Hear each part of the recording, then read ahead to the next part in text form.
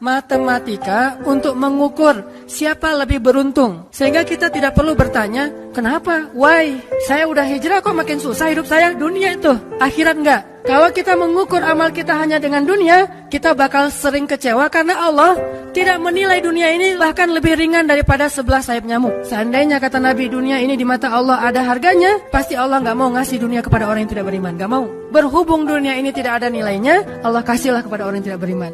Sedangkan yang bernilai, Allah simpan untuk orang yang beriman dan sabar.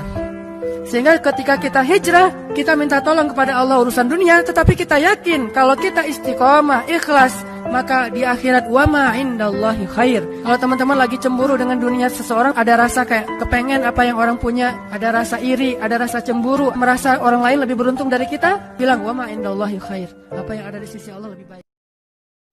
Jadi mudah-mudahan Allah jaga hati kita, baik ketika kita diuji, bahkan ketika kita diberi nikmat, supaya dalam dua keadaan ini kita tetap menjadi mukmin yang ajaban, yang ideal, yang baik, yang insya Allah Allah suka sama kita. Kalau diuji sabara fakana khairallah, kalau diberi nikmat syakara fakana khairallah. Kalau dia diuji dia bersabar dan itu kebaikan untuk dia. Ternyata diuji ujung-ujungnya baik. Lewat apa ujian menjadi kebaikan? Lewat sabar. Bukankah Allah bilang wabasyiris sabirin? Sampaikan berita gembira kepada orang yang sabar. Ada banyak kebaikan yang Allah sediakan untuk orang yang sabar kalau dia sabar. Dan kalau diberi nikmat syakara. Kalau diberi nikmat dia bersyukur. Fakana khairallah. Innallaha yaghfirudz dzunuba jami'a. Allah mengampuni semua dosa, enggak ada kecuali. Semua dosa. Apa yang kita tunggu? Kita punya Rabb yang maha pengampun lagi maha penyayang. Saking penyayangnya Allah kepada kita, walaupun kita banyak dosa, Allah masih manggil kita dengan kalimat ya ibadi, wahai hamba-hambaku. Allah sendiri yang turun ke langit dunia setiap malam. Allah memanggil kita dengan mengatakan hal min mustaghfir, hal min taib. Adakah yang mau meminta ampunan dosa? Adakah yang mau bertobat sehingga aku akan ampuni dosanya dan menerima taubatnya? Allah sendiri yang menawarkan taubat kepada kita. Jadi jangan sampai kita suudzon sama Allah, seolah-olah Allah itu pendendam, seolah-olah Allah itu hitungan, seolah-olah Allah itu nggak rela banget maafin kita karena kesalahan kita yang begitu banyak, karena kita berulang kali melakukan kesalahan yang sama. Allah nggak kayak gitu. Yang Allah lihat itu hati kita.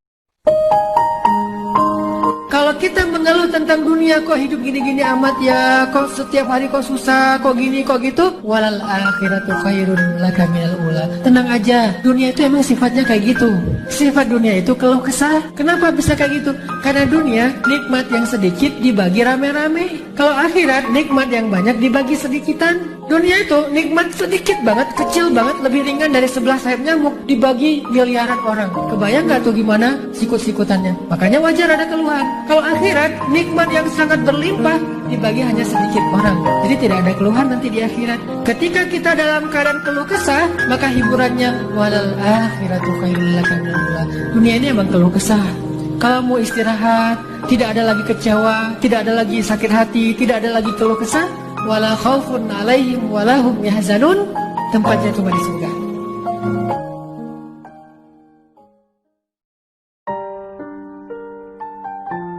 Nah, kita kadang-kadang ngedakwahin teman kita dengan perasaan bukan kita udah lebih baik dari dia ya. Gak boleh sama sekali kita berpikir kayak gitu. Karena kita sadar kadang kalau dia nanti udah dapat hidayah Allah, bisa jadi dia akan nyalip kita di tengah jalan, lebih soleh dari kita. Lagi pula kan kita nggak tahu akhir hidup kita itu akan baik atau buruk. Nauzubillah, mudah-mudahan kita tetap dapat husnul khotimah. Bisa aja dia yang kita lihat kayak sekarang biasa-biasa aja, ntar akhir hayatnya malah dapat hidayah dan masuk surga. Banyak banget kisah-kisah kayak gitu. Kita ngedakwahin teman kita karena kita sayang sama dia. Kayak dulu kita ngajak dia malam nongkrong karena kita dekat sama dia soulmate kita banget, teman kita, sobat kita banget. Sekarang kita juga ngajak dia untuk belajar Islam bareng, ngajak sholat bareng, karena dia teman kita.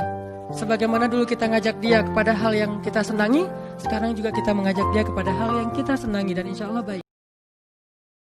Syarat menjadi orang yang penyabar bukan sering mendengar wawasan tentang sabar. Baru disebut orang yang penyabar bukan gara-gara dia tahu ayat dan hadis-hadis sabar. Orang yang penyabar itu adalah orang yang sering ngalamin ujian dan dia bisa lewatin ujian-ujian itu, baru disebut penyabar. Walaupun kadang dia nggak tahu ayatnya, walaupun dia nggak hafal hadisnya, walaupun dia nggak tahu wawasan dan ceramah dengan materi tentang sabar, tapi bisa jadi dia lebih penyabar daripada kita yang duduk dalam majelis ilmu tentang bab sabar. Makanya kita butuh terus untuk belajar sabar, di-refresh lagi dengan kajian-kajian kayak gini. Mudah-mudahan dengan sifat sabar kita akan mendapatkan banyak kebaikan dari Allah Subhanahu wa taala.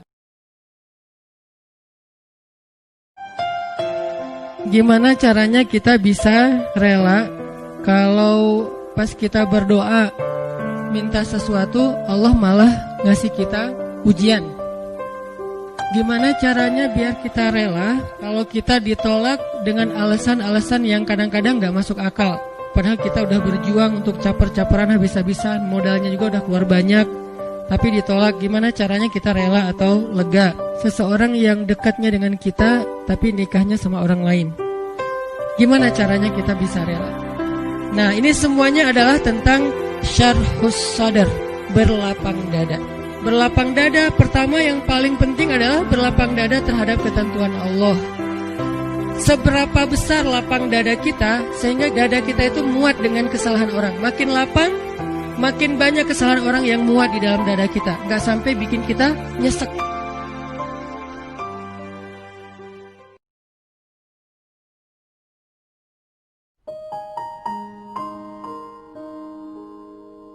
Qul ya ibadiyalladzina asrafu ala anfusihim.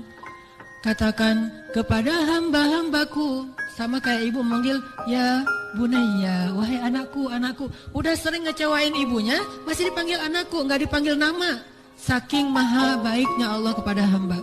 Katakan kepada hamba-hambaku yang melampaui batas. Arti melampaui batas berarti dosanya itu udah nggak kehitung, udah banyak banget. Dia buat zina, dia membunuh, dia minum khamar, kalau sekarang narkoba, dia pokoknya durhaka, ninggalin sholat, semuanya dilakukan, termasuk perdukunan, syirik. Apa pesannya? La taqnatu min rahmatillah. Jangan putus asa minta ampun sama Allah. Berat ketika kita lagi sendiri, yang biasanya heboh bareng dengan geng, bareng dengan teman-teman, tiba-tiba karena satu dan lain hal, akhirnya teman-teman menjauh dari kita.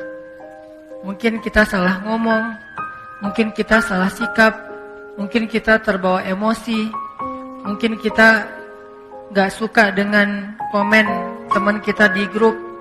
Akhirnya kita kayak menjauh atau dijauhin sama geng kita, sama teman kita. Cuman kita doang yang mungkin masih bertahan, gak mau ikut-ikutan. Mulailah merasakan kesendirian di antara banyak orang. Manusia mungkin bisa mengecewakan kamu, tapi aku enggak, wahai hambaku. Jadi Allah lagi memperkenalkan, itulah manusia. Kalau Allah enggak kayak gitu, ma wadda'aka rabbuka wa ma qala. Maka yakinlah, Allah enggak akan pernah ngecewain kita.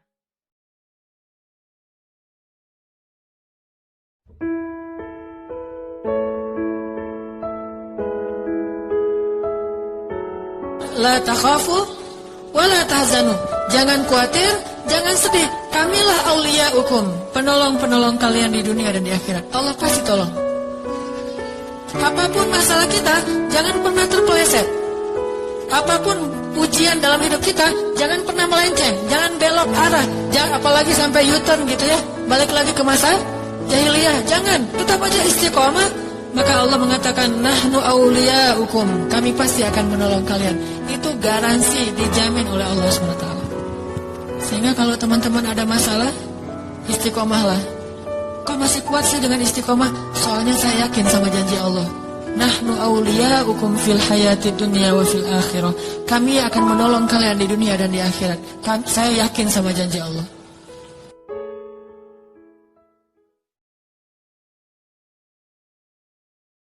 Buat teman-teman yang merasa lemah ketika habis diputusin sepihak, pas lagi sayang-sayangnya, hidup kita belum berakhir.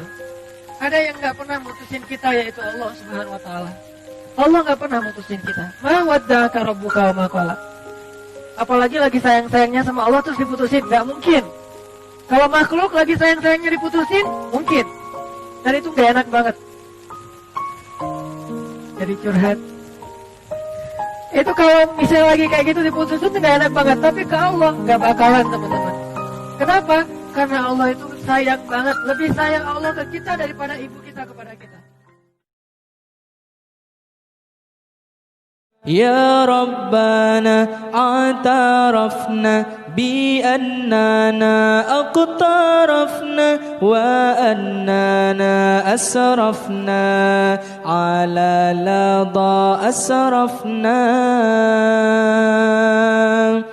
fatub alaina taubatan تغسل كل حوبة واستر لنا العورات وآمن الروعات فتب علينا توبة تغسل كل حوبة واستر لنا العورات وآمن الروعات يا ربنا اعترفنا بأننا اقترفنا وأن